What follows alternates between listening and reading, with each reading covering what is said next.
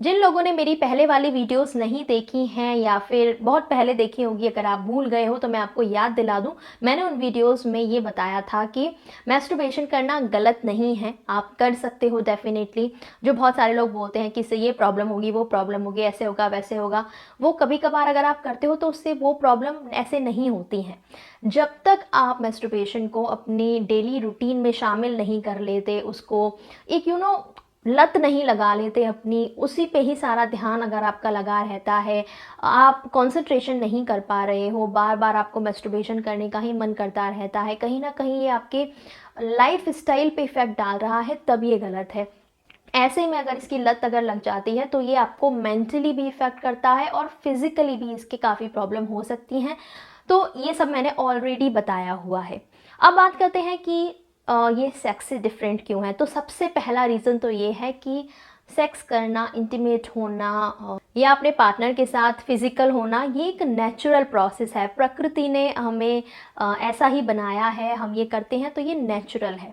लेकिन इसके अलावा अगर हम खुद को सेटिस्फाई करने के लिए कोई और तरीके अपनाते हैं तो वो अननेचुरल होते हैं। तो पहला तो यहीं पे आप देख लीजिए कि एक तरीका है जो नेचुरल है, सही है, प्रकृति ने ही हमें दिया है, और दूसरा अननेचुरल है। तो वैसे ही दोनों अलग हो गए। अब बात करते हैं कि इसके क्या इफ़ेक्ट पड़ सकते हैं, कैसे ये गलत हो जाता है। तो सबसे पहला कारण ये है कि जब आप इंटीमेट होते हो अपने पार्टनर के साथ में, तो वहाँ पे दो लोग इन्वॉल्व होते हैं।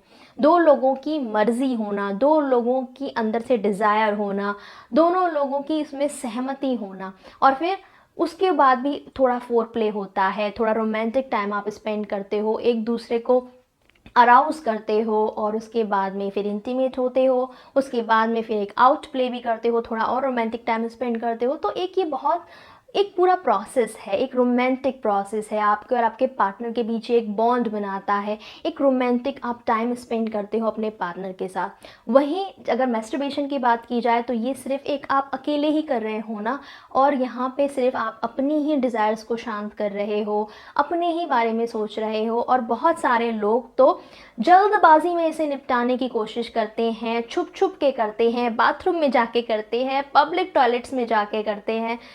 तो दोनों में डिफरेंस नहीं है क्या? डेफिनेटली डिफरेंस है। जब आप ये काम खुद अकेले करते हो तो कहीं ना कहीं आप एक अपनी टाइमिंग बिठा लेते हो उसके साथ कि मुझे फटाफट से ये चीज़ फिनिश करनी है, कोई आ ना जाए, कोई देख ना ले। छुप छुप के जब आप ये चीज़ें करते हैं, इसका असर आपके फ्यूचर में आपकी सेक्स लाइफ पे भी पड़ सकता है। कैसे, मैं बताती हूँ। जब आप खुद से ही खुद को सेटिस्फाई करते हैं ना कहीं आपकी टाइमिंग आपके हाथ में है खुद के। आप एक वो पर्टिकुलर टाइम फ्रेम सेट कर लेते हो अपने लिए, और आगे चल के अगर आप ये रेगुलर बेस पे करते रहोगे, डेली बेसिस पे करोगे, दिन में 2-4 बार भी अगर करोगे, तो ये एक टाइमिंग आपकी बैठ जाएगी कि इतने टाइम में ही आप डिस्चार्ज होगे।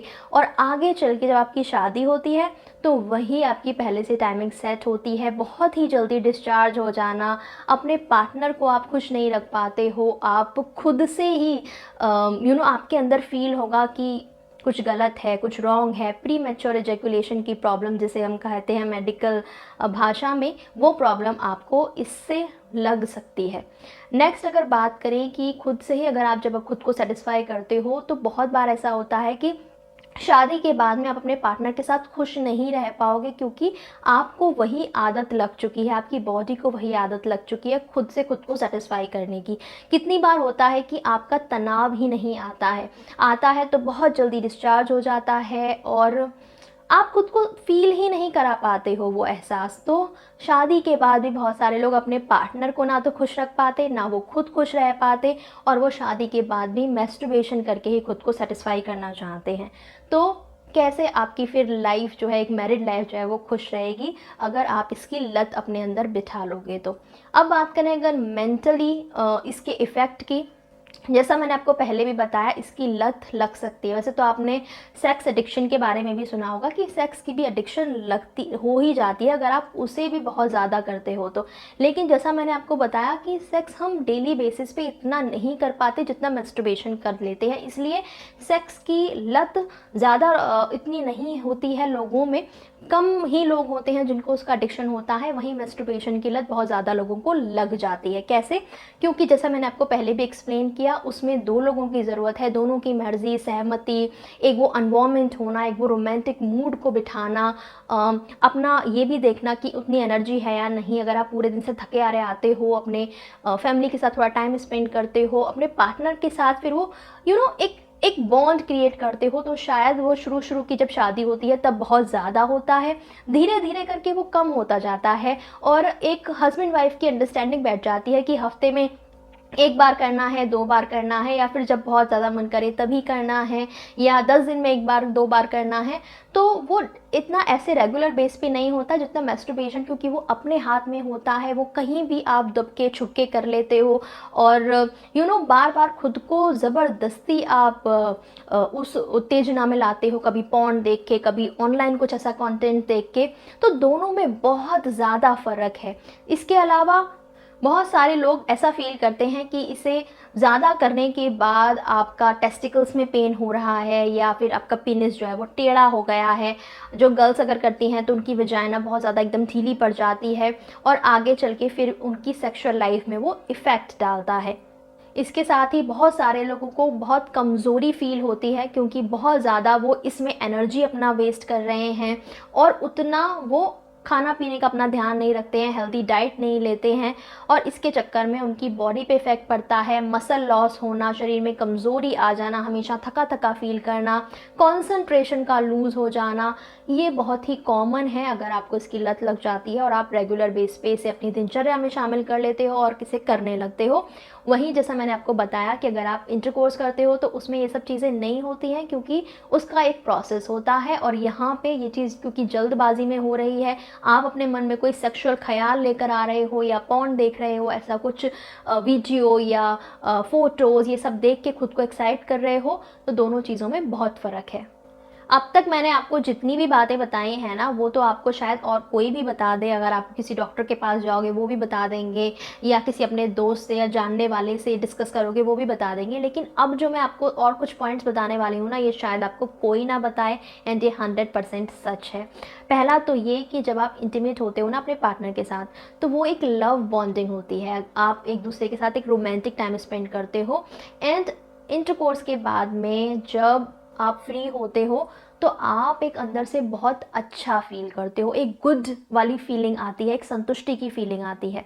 वहीं अगर आप जब मैस्टरबेशन के बाद फारिग होगे ना, तो वो वाली फीलिंग बहुत अलग होगी। कितनी बार तो आप वो करने के बाद भी, बार बार करने के बाद भी आप सेटिस्फाई नहीं रहते हो, फिर भी आपका मन करता ही रहता है।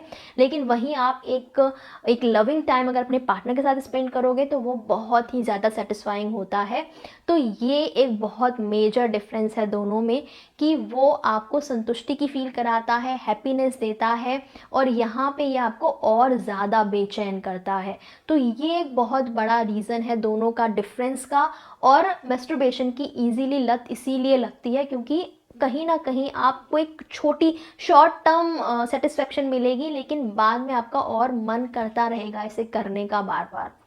दूसरी चीज़, एक और मैं आपको प्रैक्टिकल चीज़ बताती हूँ कि मैस्टरबेशन का जो जिस तरीके से आप करते हो उस वाले तरीके में, और जब आप इंटीमेट होते हो उस वाले तरीके में बहुत फ़र्क है। दोनों प्रोसेस में फ़र्क है, जिस तरीके से आप इजैकुलेट करोगे उसमें फ़र्क है। जब आप अपने पार्टनर के साथ इंटीमेट होते हो, अगर आप सोचो कि आप फैमिली प्लानिंग कर रहे हो, आपको बच्चा चाहिए, आप प्रेगनेंसी के लिए ट्राई कर रहे हो, तो जब आप अपने पार्टनर के साथ उस टाइम पे इंटीमेट होगे ना, उस टाइम पे जैसे आपका इजैकुलेशन होता है, जैसे आपका सीमन बाहर आता है, वो एक दबाव के साथ आना चाहिए, ताकि आपके जो स्पर्म है वो यूट्रस तक एकदम से पहुंच पाएँ और वहाँ पे जाके एग के साथ फर्टाइल कर पाएँ। लेकिन अगर आप रेगुलर बेस पे मैस्टरबेशन करते रहोगे तो उसके ही फ्लो में आपका जो इजैकुलेशन होता है वहीं पे ही ढलता जाएगा, और आगे चल के जब आप प्रेगनेंसी के लिए अपने पार्टनर के साथ ट्राई करोगे तो वो दबाव ही नहीं होगा इजैकुलेशन का जो होना चाहिए नेचुरली। तो आप समझ रहे हो कि कहीं ना कहीं आप ये अननेचुरल तरीका अपना अपना के अपनी बॉडी को उसमें ढाल लेते हो, अपनी टाइमिंग वही सेट कर लेते हो, जिस दबाव के साथ आपका इजैकुलेशन होना चाहिए वो नहीं हो पाता है, और आगे चल के आपकी सेक्सुअल लाइफ को ये डिस्ट्रॉय कर देगा, ट्रस्ट मी। एक और सबसे लास्ट पॉइंट ये कि जब आप बार बार मैस्टरबेशन करते हो और एक रोमांटिक टाइम क्योंकि अपने पार्टनर के साथ स्पेंड उसमें नहीं कर रहे हो, फोर प्ले नहीं कर रहे हो, तो ऐसे में वहाँ पे जो नेचुरल लुब्रिकेशन बॉडी में बनता है वो नहीं बन पाता है।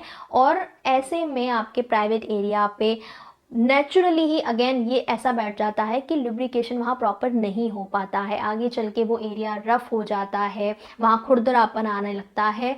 और तभी भी अगर आप आगे चल के अपने पार्टनर के साथ इंटीमेट होगे तो वहाँ पे प्रॉब्लम आएगी।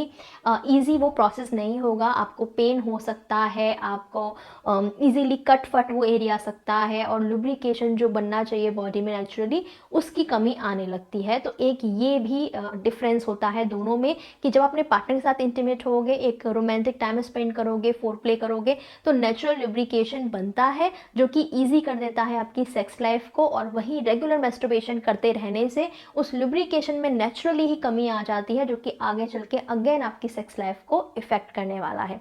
इस वीडियो में यही सारे पॉइंट्स थे जो मुझे आपके साथ डिस्कस करने थे। एट द एंड मैं आपसे ये बोलना चाहूँगी कि मैस्टरबेशन कोई गलत नहीं है। कोई ऐसा मुझे नहीं लगता कि बिल्कुल भी नहीं करना चाहिए, बिल्कुल इससे बच के रहो, ऐसा कुछ नहीं है। जब आपके अंदर बहुत ज़्यादा डिज़ायर होती है इसे तब ही करना चाहिए, खुद के कंट्रोल में रहिए। आप हमेशा ज़रूरी नहीं है कि आपको डिज़ायर है तभी इसे करना है। कितनी बार आप ये भी ट्राई कर सकते हो कि मैं कंट्रोल कर सकता हूँ, या कर सकती हूँ, दोनों की बात कर रही हूँ मैं, लड़का लड़की की। हमेशा मेरे मुंह से ऐसा निकलता है कर सकता हूँ या बॉय जैसा ही निकलता है, तो लोगों को ऐसा लगता है कि मैं वीडियो सिर्फ बॉयज़ के लिए ही बना रही हूँ। ऐसा नहीं है, मैं दोनों की ही यहाँ पे बात कर रही हूँ। तो मैं ये बोल रही थी कि अगर आप चाहो तो कंट्रोल भी कर सकते हो अपनी डिज़ायर्स को। मैंने इस पर भी वीडियो बनाई है कि बहुत ज़्यादा अगर आपको डिज़ायर्स आती हैं तो उन पर कैसे कंट्रोल करें, अपने माइंड को डाइवर्ट कैसे करें। तो प्लीज़ वो वीडियो भी आप देख लेना, उससे भी आपको काफ़ी हेल्प मिलेगी। इस वीडियो के एंड स्क्रीन पे मैं उसका लिंक दे दूँगी। और कोशिश करें कि ये आपकी लत ना बन जाए। कभी कभार करना is okay, it's normal, but उसे डेली दिनचर्या में शामिल ना करें, रेगुलर बेस पे ना करें।